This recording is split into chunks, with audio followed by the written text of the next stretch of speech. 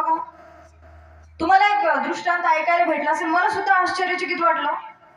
एक काय झालं माहितीये का, चोर मंदिरात आला आणि चोराला तर काही नव्हतंच, त्याला काय दिसलं, तांब्याचा घंटा दिसला मंदिरात, घंटा.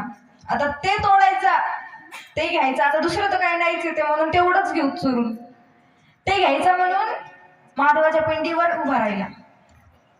आता आपल्याला हे ऐकल्याच्या नंतर काय वाटते, महादेवांना राग आला असेल की नाही, आला असेल की नाही, तुम्हाला काय वाटते, आला असेल. पण महादेव एवढे भोळे की ते म्हणतात अशी भक्ती कोणीच केली नाही, त्यांनी केली होती जी म्हणजे त्यांनी, लोक काय फक्त श्री शिवाय नमोस्तुभ्यम, श्री शिवाय नमोस्तुभ्यम, ओम नमः शिवाय, ओम नमः शिवाय करतात. ह्याने तर माझं त्याचा पूर्ण देहच अर्पित केलंय विठ्ठल.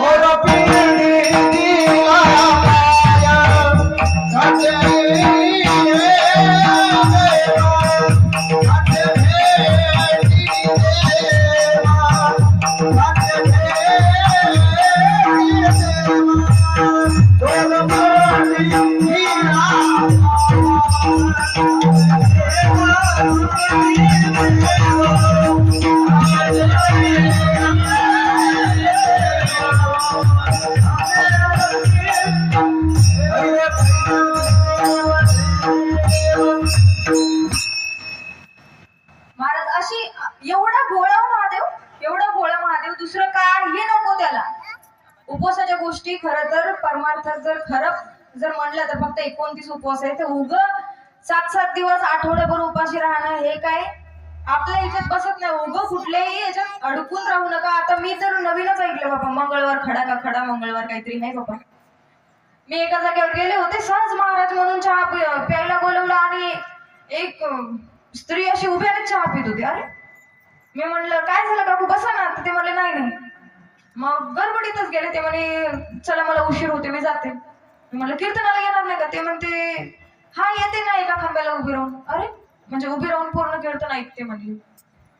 उभं राहायची काय गरज आहे, मला तुम्ही सांगा ना, मी मुलगीच आहे. ते म्हणले नाही नाही माझं ते खडा मंगळवार आहे. आता कोण सांगितलंय खडा मंगळवार हे. महाराज मला तरी वाटते कशाला हे अध्यात्म आणि अंधश्रद्धेच्या गप्पा कशाला म्हणता, कशाला हे अंधश्रद्धा आणि अध्यात्माच्या गप्पा म्हणता. आईच्या पोटी जन्माला घेता आणि देव कुठे म्हणता हो. आपलं हिंदुत्व सोडून ते छाम छुम ते काय अंगावर झटकले की आपल्या अंगातले भूत बाहेर.